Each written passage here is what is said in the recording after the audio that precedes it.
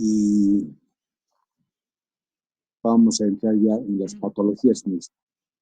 Entonces, a partir de esta clase, ya vamos a ver enfermedades, patologías del tracto urinario, en especial nefrológico, y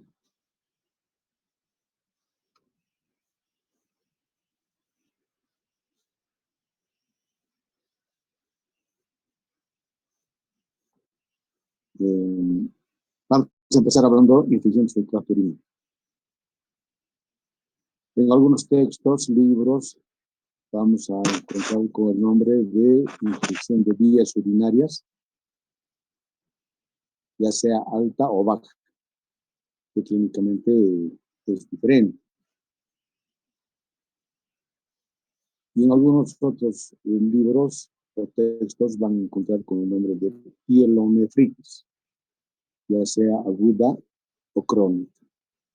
O puede ser también pielonefritis aguda complicada. Decimos complicada cuando la infección urinaria va acompañada de otras enfermedades.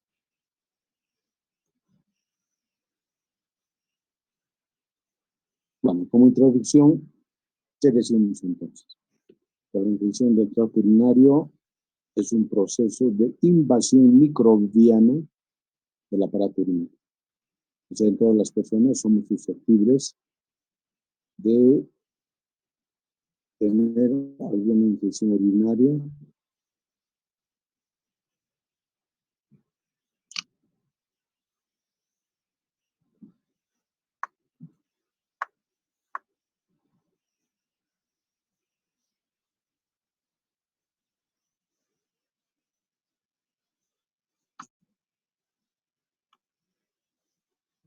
Bueno, decíamos entonces de que es una invasión del tracto urinario por gérmenes de preferencia en el sexo femenino.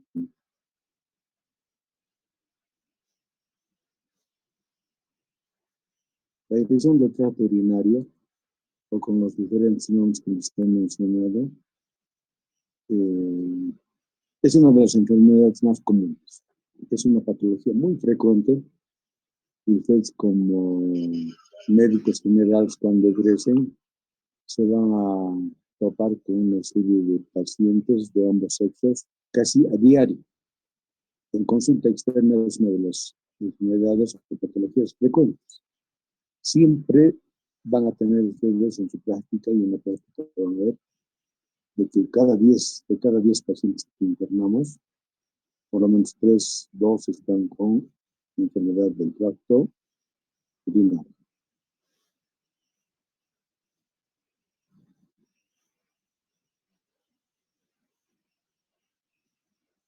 ¿Cuál es la etiología? La etiología o la causa de la infección del tracto urinario se da por 2 procesos muy importantes. Uno, la vía ascendente, o sea que el germen sube desde abajo del tracto urinario. O sea, en el sexo femenino es muy frecuente la infección del tracto urinario por vía ascendente por patología ginecológica. Entonces, diferentes procesos infecciosos en el área ginecológica, como una colpitis, una cervicitis, inclusive una tricomoniasis, nos va a dar infección del tracto urinario en forma ascendente. Y es más o menos el 95% de los casos que se da por esta vía. ¿Ya?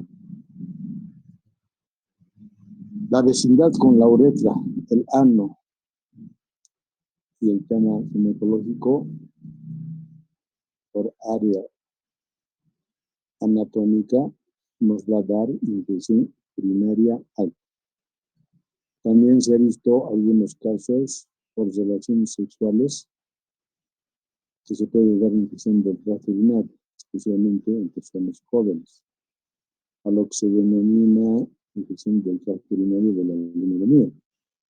ustedes se darán cuenta que en personas que contraen matrimonio por más de 100, pues la actividad sexual es frecuente y también de alguna manera puede ser un factor de infección inmune. Con esto, ¿qué quiero decir? Que no siempre se da infección por esta relación sexual, pero sí existe un porcentaje significativo. Luego, por vía ascendente, tenemos manipulaciones del tracto urinario, como ser la colocación de sondas vesicales, catéteres y otros procedimientos invasivos. Entonces, estamos manipulando ahí la uretra al colocar una sonda, entonces estamos invadiendo el cuerpo. Y por consiguiente, nos va a dar una infección del tracto urinario. Luego tenemos otro factor que es el suicidio miccional. ¿Eso qué significa?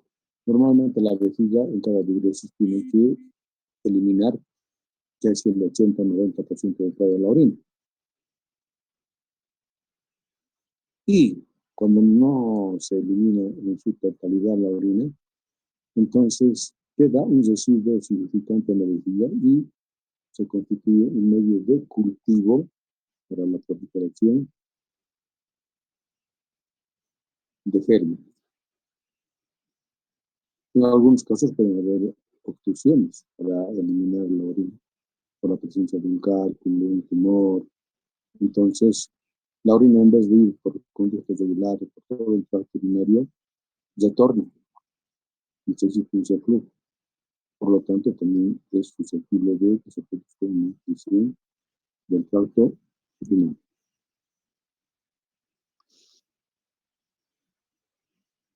El 50% de las infecciones urinarias es intrahospitalaria. ¿Eso qué significa? Que las personas que se hospitalicen por diferentes patologías y otras patologías, por decirles pacientes diabéticos, pacientes que tienen procesos neoplásicos, pulmonares y otras patologías, al interior de los hospitales adquieren la infección del tracto urinario. Entonces una persona puede ir sana en el tracto urinario, pero intrahospitalariamente puede adquirir la infección. Y hay diferentes gérmenes que también en la vía ascendente son muy frecuentes, como el estafilococo saprofítico, el streptococo fecalis, especialmente con el problemas de próstata, y en edad pediátrica el germen del proteo. La vía hematógena. Entonces, en principio hemos mencionado la vía ascendente. La otra es la vía hematógena o descendente. Entonces, si nosotros decimos vía hematógena, la infección está yendo de otro proceso infeccioso a distancia. Puede ser una amigdalitis, puede ser una neumonía, puede ser una salmonela a nivel intestinal. Entonces, por vía hematógena va a ir a invadir el tracto urinario. Entonces, a eso se denomina vía hematógena. Acá es el 50% de los casos de las infecciones urinarias por vía hematógena. Y también acá encontramos diferentes gérmenes y también en algunos casos por procesos infecciosos por inmunodepresión. Me refiero que todos los pacientes que están inmunodeprimidos, el primer proceso en aparecer son los hongos o enfermedades micóticas. Por consiguiente, también estos van a ir a producir y van a ir hacia los genitales y producir infecciones urinarias. También hay procesos de tricomoniasis y también procesos virales en cuanto a la vía hematógena.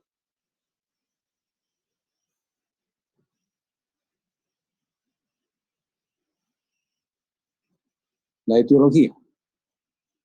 El 95% de las infecciones urinarias son monomicrobianas, o sea, produce un solo gen. Y en primera línea, ustedes la conocen, es la Escherichia coli, en el 95%. El otro 5% restantes son diferentes especies. Klebsiella, Enterobacter, Pseudomonas, Enterococo, Estafilococo. En el embarazo predomina el Streptococo agalactiae.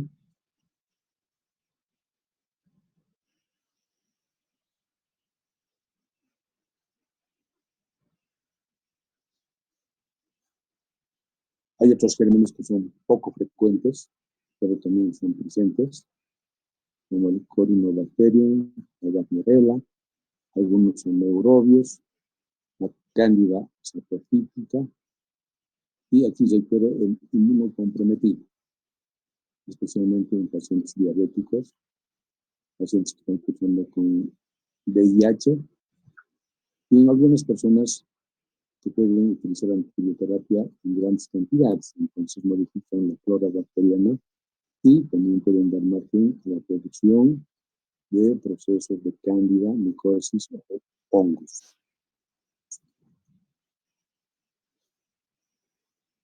Normalmente, estoy hablando dentro de la etiopatogenia, existe un equilibrio interno del organismo entre el aparato urinario, que normalmente tiene que ser estéril,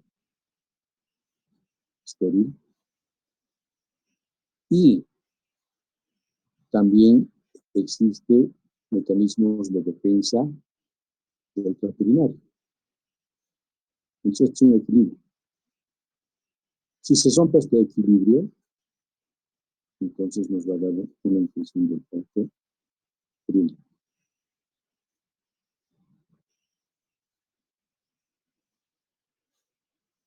Dentro de la etiopatogenia, decimos, y en los libros describen que el germen, la bacteria, tiene la capacidad de adherirse al urotelio. O sea, empezando desde el riñón, los riñones, los ureteres, la vejiga y la uretra. Entonces, toda la mucosa de este trayecto se denomina urotelio, ¿ya? Entonces, en este urotelio existen lo que se denominan las adhesinas. ¿Qué es una adhesina? La adhesina es una enzima, como su nombre dice acá, adhesina. Esta enzima tiene la capacidad de ayudar a los gérmenes a unirse al urotelio por parte de las bacterias, de tal manera que van a anidarse en la mucosa del tracto urinario y van a producir la infección urinaria. Estos factores que ayudan, o la enzima que ayuda para que se unan las bacterias a la mucosa, están ayudadas por las fimbrias de la mucosa del tracto urinario. Y además de la electronegatividad de las células. Ustedes saben que en toda célula existen factores negativos, positivos y negativos.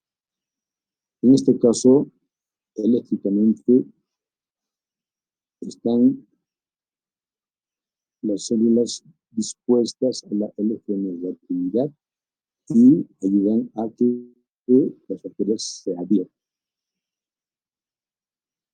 Entonces, este es un esquema donde nos demuestra en realidad la etiopatogenia y la fisiopatología de la infección urinaria.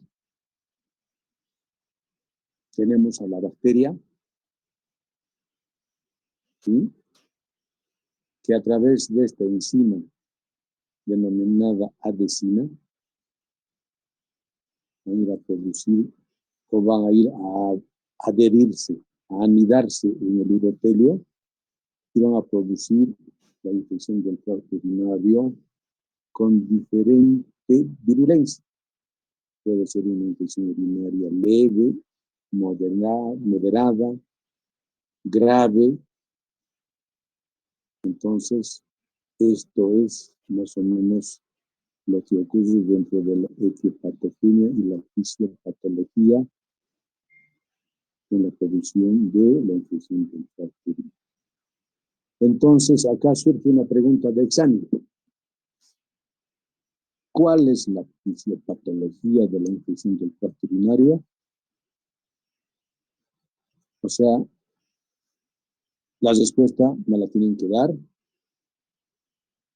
que se produce por vía ascendente, como hemos mencionado, por vía hematógena, y lo que ocurre en la invasión al urotelio con este esquema por parte de la red.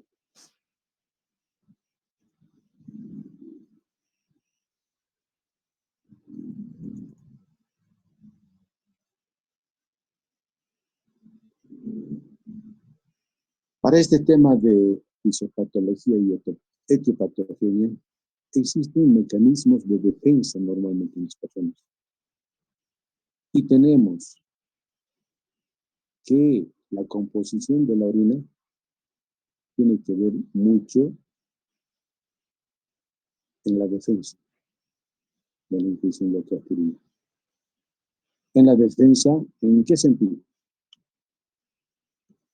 Cuando una orina es alcalina, tiene tendencia a la persona a desarrollar infección urinaria. Por eso que en los tratamientos de infección urinaria, nosotros añadimos, por decirles un ejemplo, la vitamina C, que nos va a ayudar a acidificar la orina.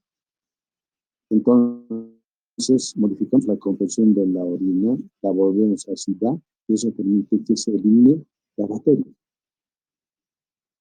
Luego tenemos la presencia de proteínas de Tom's Heart, que está descrito de mejor forma en el texto, que se eliminan a nivel de la nefrona y que tienen factores de arrastre, de eliminación de las bacterias hacia el túbulo colector, finalmente hacia la orina.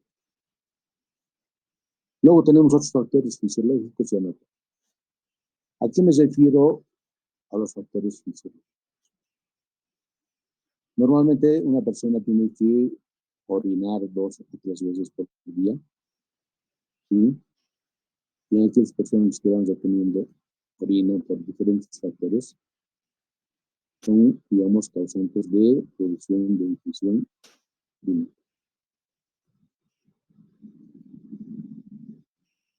En la anatómica,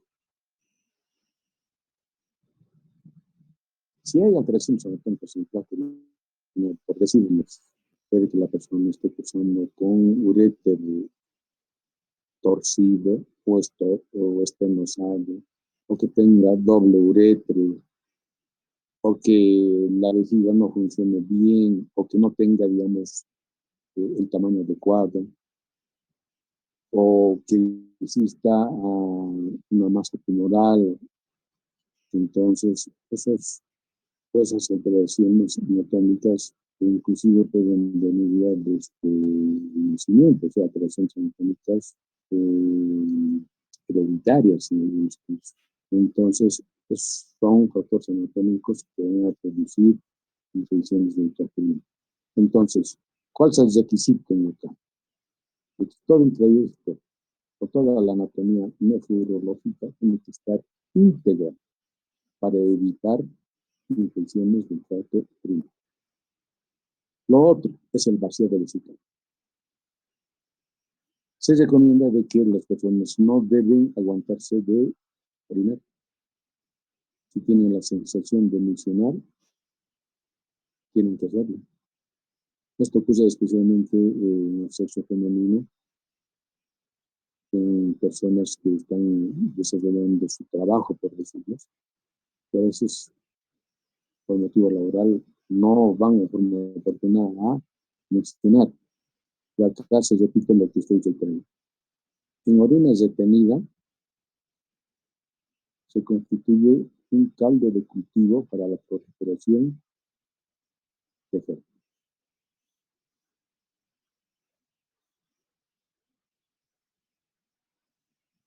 Otros factores, como ya estaba mencionando, la obstrucción de vías urinarias, el reflejo vesicoureteral, o sea que no hay descenso correcto y adecuado de la orina. Luego el uso de sondas. Me refiero a las técnicas invasivas. Sonda vesical, catéter, talla discal, la realización de cistoscopías, cistostomías. Son una serie de tubos, sondajes que estamos invadiendo mucosas y muchas veces contaminamos si no tenemos las medidas adecuadas de bioseguridad para realizar estos procedimientos. A las infecciones urinarias se añaden otras patologías de riesgo frecuente. ¿Eso qué significa? Que para personas predispuestas para desarrollar en forma frecuente una infección del tracto urinary. Tenemos el embarazo. El embarazo produce una alteración anatómica por el crecimiento uterino y puede comprimir los ureteres. Esto vamos a hablar en mayor forma cuando desarrollemos complicaciones nefrológicas en el embarazo. Entonces es un factor predispuesto para que haya mayor frecuencia de infecciones urinarias. Diabetes, pacientes diabéticos. Un 90% de todos los diabéticos, especialmente en el sexo femenino, desarrollan infección urinaria. ¿Por qué? Se indica por la inmunodepresión que tienen estos pacientes. Caquex, o sea, pacientes desnutridos que tienen defensas muy bajas, tienen tendencia a desarrollar infección urinaria. Inmunodepresión. En todos aquellos pacientes que reciben medicamentos inmunodeprimente, como por ejemplo pacientes con neoplasias, o sea, pacientes con cáncer, que son sometidos a quimioterapia, y de alguna manera se produce el tema de inmunodepresión. Pacientes que cursan con colagenopatías, por ejemplo, lupus, esclerodermia y otras patologías, como el VIH, por ejemplo. Entonces, sus defensas están bajas, está alterado su sistema inmunitario y por consiguiente son susceptibles de desarrollar infecciones urinarias.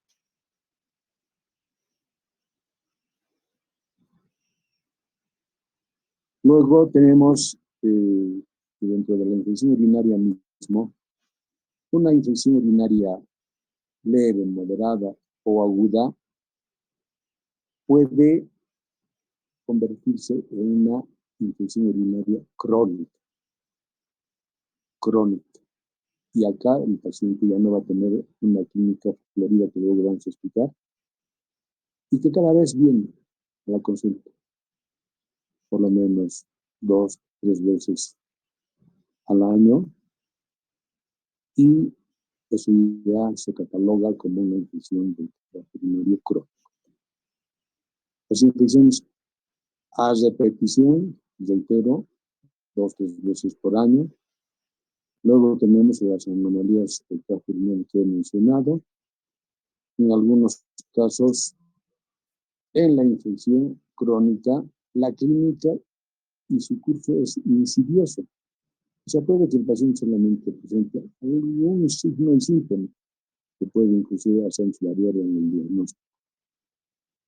Tenemos alteraciones de la próstata, que también nos puede dar alteraciones funcionales.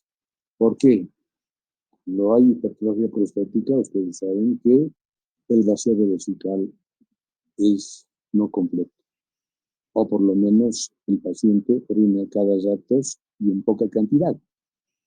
Entonces son trastornos urinarios de la micción, que nos van a llevar a infecciones del tracto urinario. Luego otras, el aparato genital, que no son muy frecuentes y que se mencionan, como por ejemplo una epididimitis.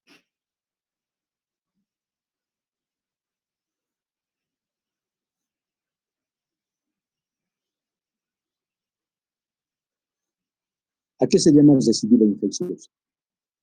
Recidiva infecciosa es cuando el paciente se reinfecta por el mismo germen o se recae, perdón,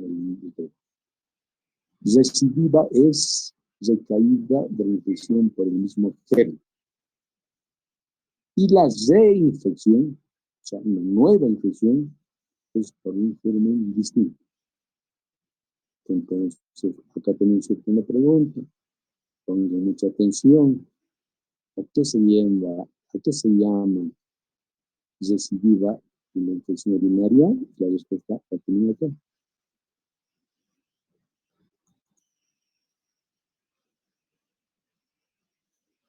Nos vamos al diagnóstico.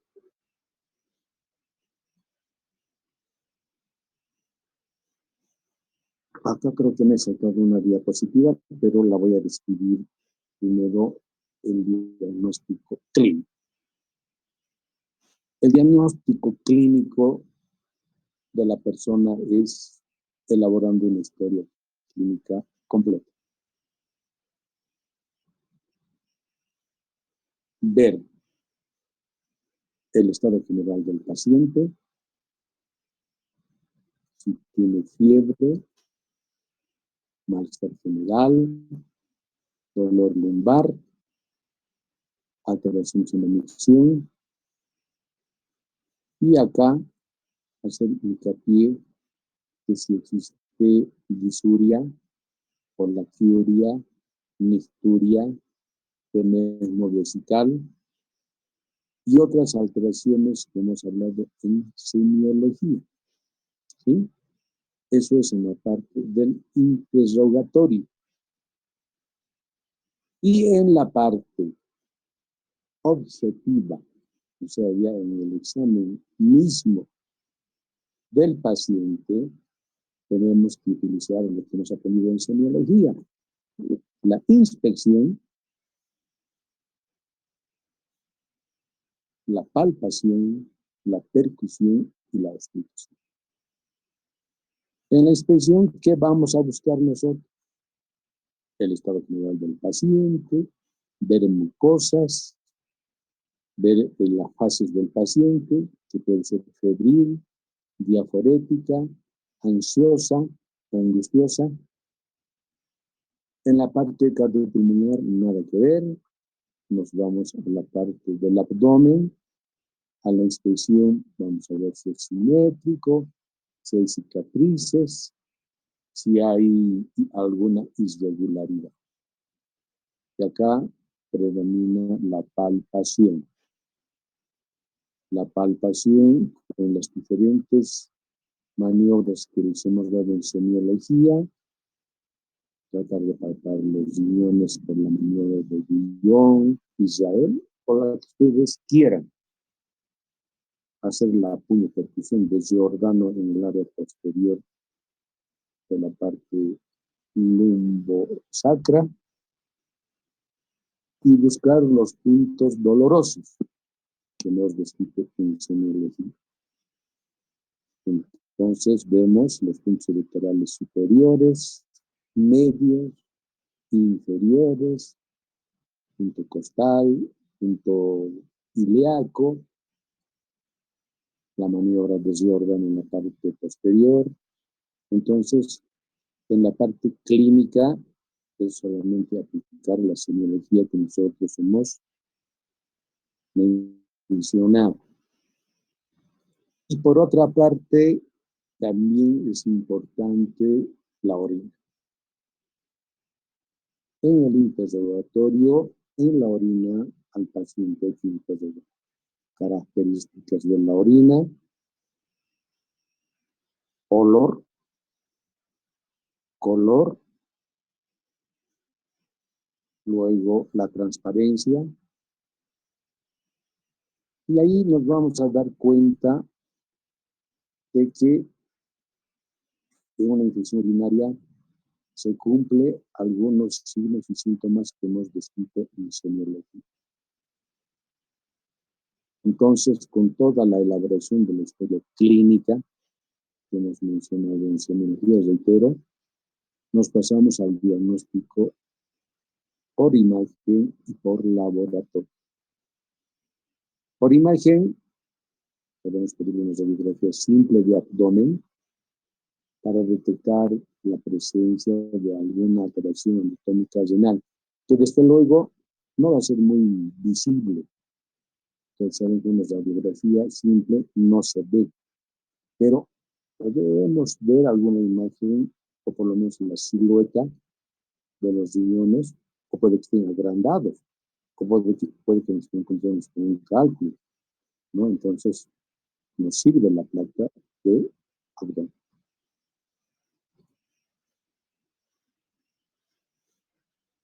Luego, si sospechamos que en la radiografía hay litiasis o cálculo, pedimos una urografía excretora, donde vemos a través de un contraste por vía endovenosa, previa preparación del paciente para vaciar el tracto gastrointestinal, procedemos a la urografía con ayuda del radiólogo, que vamos a tener las imágenes más claras de algunas alteraciones anatómicas, cálculos, quistes y otras en el tracto final. La ecografía siempre es un aporte muy importante para la nefrología y nos va a detectar lo que habíamos dicho en anatomía, las alteraciones córtico-renales, córtico-medulares de los riñones. También nos sirve para la detección de cálculos, detección de quistes, hidronefrosis, y eso nos va a dar pautas para entender si hay alguna alteración. La tomografía de igual forma, si bien es algo costoso, pero sí es necesario en muchos. Acá un poquito retrocediendo, podemos mencionar el tema de la infección urinaria complicada, es lo que les decía hace. Decimos infección urinaria complicada cuando existen otras complicaciones de una simple infección urinaria, que puede ser, por decirles, una lesión anatómica o funcional. Cuando decimos funcional, puede que el paciente esté con insuficiencia renal, aguda, crónica, entonces a la vez tenga infección urinaria. Entonces, esto ya se denomina infección urinaria complicada. El paciente tiene que estar hospitalizado y además ver las otras complicaciones que tienen en otros órganos, ¿ya? Entonces acá el tratamiento es más intensivo, es de mayor cuidado y no solamente, digamos, hacer los exámenes simples que se han mencionado. Aquí ya tendremos que pedir, por ejemplo, un urocultivo, en algunos casos una resonancia magnética, en fin. Como su nombre lo indica, es una infección urinaria complicada. Pero también hay otras enfermedades que complican. La diabetes, una insuficiencia cardíaca, una neumonía, una pancreatitis, una salmonelosis, una prostatitis, un problema ginecológico, un problema obstétrico, nos complica. Y pueden todas estas patologías que estoy mencionando cursar con una infección urinaria. Entonces, reitero, a todos estos a todas estas complicaciones que estoy mencionando se denomina infección urinaria complicada.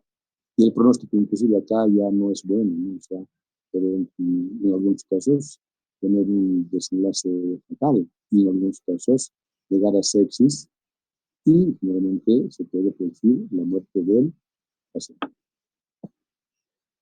En el laboratorio, dentro del diagnóstico que no está aquí en las diapositivas, ¿qué es lo que tenemos que pedir en el experimento? Todo, primero las rutinas. ¿Cuál es la rutina en el laboratorio? Hemograma completo. En el hemograma tenemos que buscar cómo son los leucocitos, si son altos o si están elevados, perdón. Entonces vamos a decir que tiene leucocitos. Y cuando hay un hemograma con leucocitos, desviación a la izquierda, Vamos a decir que es una infección urinaria o tal vez en algún otro órgano o sistema. Luego